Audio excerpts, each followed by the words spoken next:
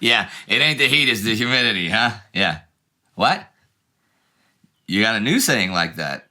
A new one? Oh, yeah, okay, what? It ain't the jet-propelled bombs, it's the rockets. I don't understand. Okay, yeah. Talk to you next week. Yeah. May 28th, 1943. They have been the scourge of Allied shipping for the entire war, sinking millions of tons of shipping and sending tens of thousands of men to watery graves. They are the German U-boats. But this week, they are withdrawn from the Atlantic.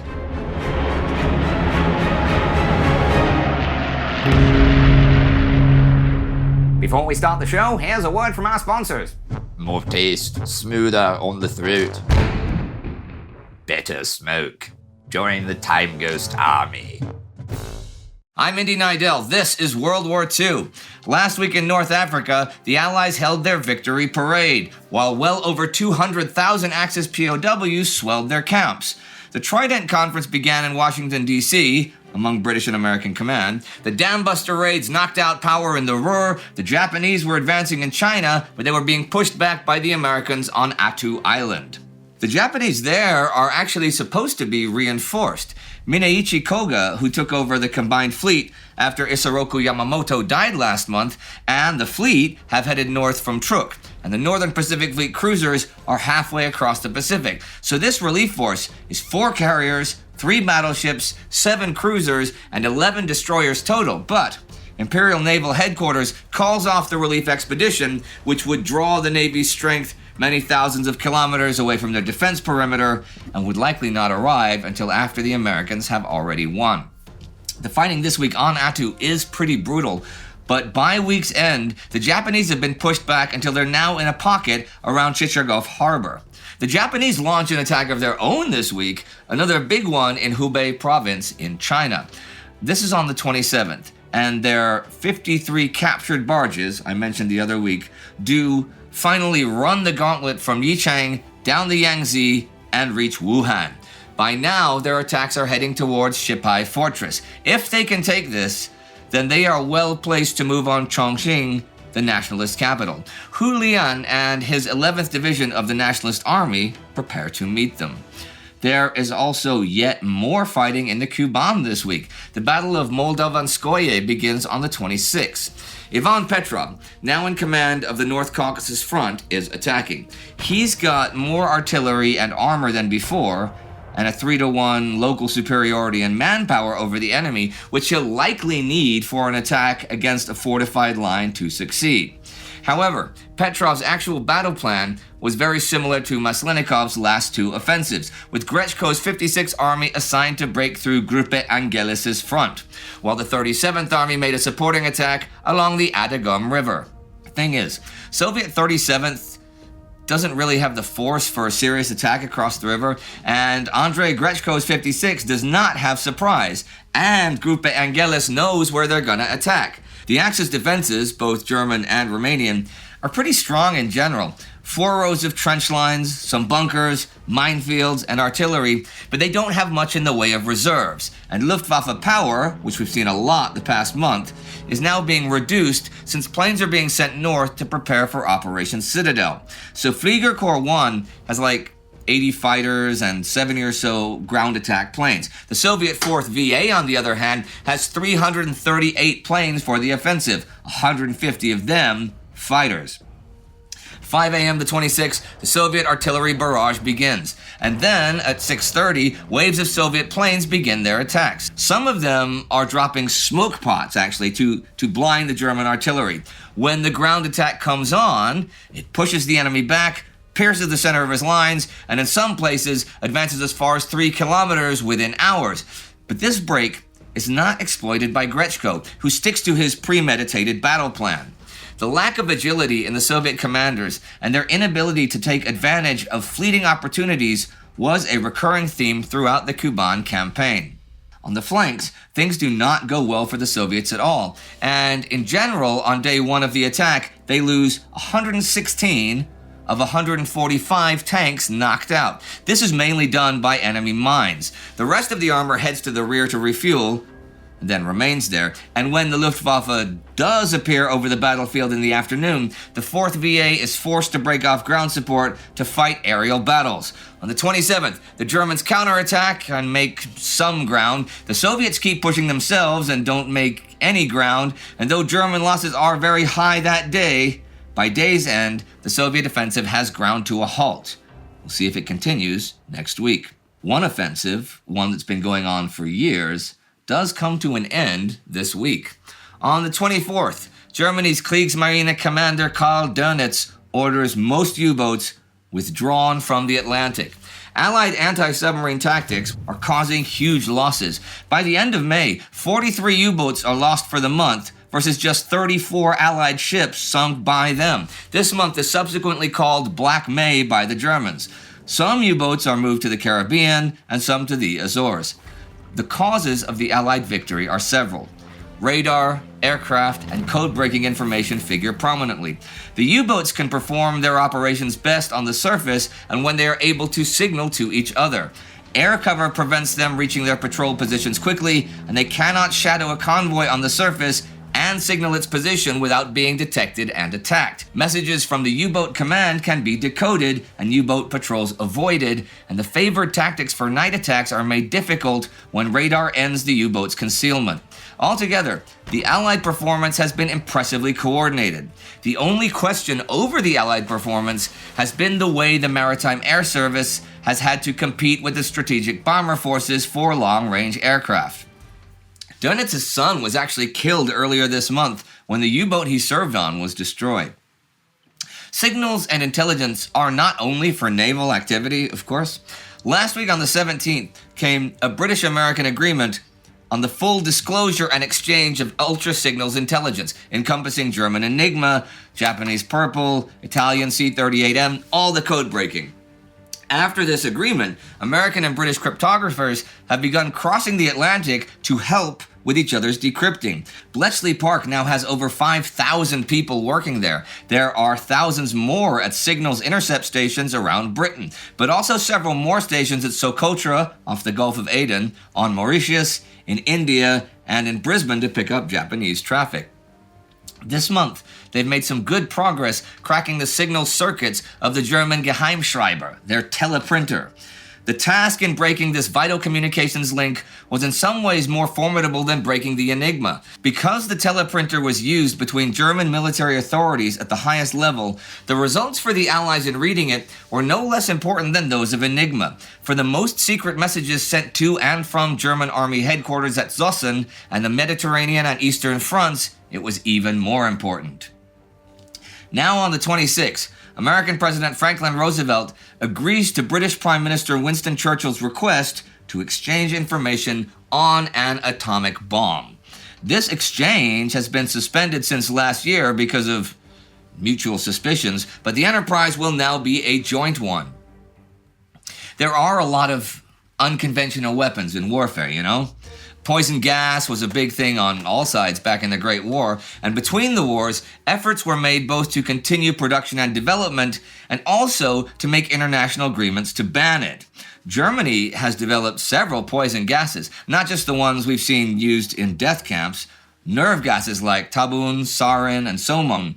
Last June, Adolf Hitler told Albert Speer, Reich Minister of Armaments and War Production, at a conference that with the US in the war, Germany needed gas warfare to win, particularly with the nerve gas Tabun, since they couldn't compete with the American industry. So they've been accumulating stocks of it all the while since then. But last week on the 15th, Hitler was told, erroneously as it turns out, that the Germans are not the only ones who have this gas. So before deploying it, they need to develop defenses for their own people for when it's deployed in retaliation. So Hitler is not going to use nerve gas in the field or in bombing attacks against the British. Of great importance was the evident reality of great Allied air strength, obviously capable of making good on the repeated public announcements that poison gas would be used in retaliation for any German use of it, either on the Eastern Front or anywhere else. The British and Americans do have large stocks of both phosgene and mustard gas, but these they have refrained from using so far as well, and plan only as a retaliatory measure. The Germans are making tests this week, though, of a different kind of weapon. They are testing their flying jet-propelled bombs and their A4 rockets, which will commonly be known as the V1s and V2s. This is a comparative firing test of 26 at Peenemünde, which is where the Army has its experimental institute, and it is they who are developing the rockets. The Luftwaffe works with the flying bombs, and they compete with the Army for developing guidance and control systems. Erhard Milch, on the Central Planning Board, and in charge of Luftwaffe production and supply, has set up this test so he can push the development of the V1 at the expense of the V2. However, both flying bomb launches fail, but one of the two rocket launches is successful. Both projects will be continued, but Albert Speer gives priority to the V2 rockets. Both of these weapons, should they make it past development and into production, are to be used against the British, who are busy with the Americans at the Trident Conference in Washington, D.C., figuring out what they are going to do against the Axis. The conference comes to an end the 27th. As I've said the past 2 weeks, we made a newsflash special that covers this in detail, so go check that out to learn the real nuts and bolts of the conference. Roosevelt and Churchill have decided, among other things, that a cross-channel invasion of France is to begin no later than May the 1st, 1944. Reviewing the Trident draft memorandum on May 24th, the Prime Minister, for the first time, realized that the British chiefs had conceded nearly every point to the Americans. In a fit of pique, he threatened not to accept it, until Churchill was finally persuaded that his refusal would reduce Allied planning to chaos. When he left Washington by air, he was still hoping to win over George Marshall, who was to accompany him on the flight. He did not have much opportunity. The U.S. Army Chief of Staff passed most of the long air journey resolving with his tactful pen the difficult message the Prime Minister and the President had left him to draft, breaking the news to Stalin there would be no second front until 1944.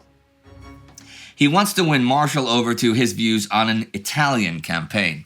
The Allied Combined Chiefs do, though, produce a report the 25th that has a section on the Mediterranean, and it tells Theater Commander Dwight Eisenhower to exploit Operation Husky, the invasion of Sicily, in whatever way eliminates Italy from the war and ties down the greatest amount of German troops. They allocate him 27 divisions for this, which is all of the Allied forces in the theater, except for 4 American and 3 British divisions that would go to Britain for cross-channel purposes, and 2 British that are the British commitment to Turkey. American Naval Chief Ernest King is quite happy with the conference results, since the British have pretty much given up their part of directing the Pacific War, and King wants to seriously expand offensives there. Just after it ends, he heads to San Francisco for planning with Pacific Area Commander Chester Nimitz. They approve Ray Spruance to have command of their island-hopping campaign, with Holland Smith of the Marines to run the amphibious side of things. The invasion of Sicily is also to be amphibious, and another big blow to Italy. I've talked about the Italian situation the past couple weeks, and that morale is low and Benito Mussolini's position shaky, and Hitler is worried about Italy and its possible defeat or defection from the Axis. OKW head Wilhelm Keitel issued guidelines at the end of last week on the 21st that he's developed in response to the theoretical defection of Italy from the Axis powers.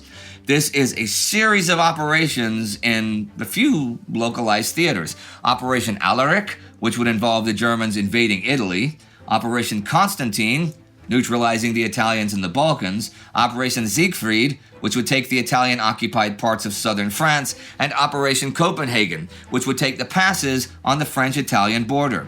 He is most worried about the Balkans, because the Allied deception Operation Mincemeat has convinced German high command that's the real Allied target. And his plan is for Erwin Rommel to command an army group in Greece to fight it.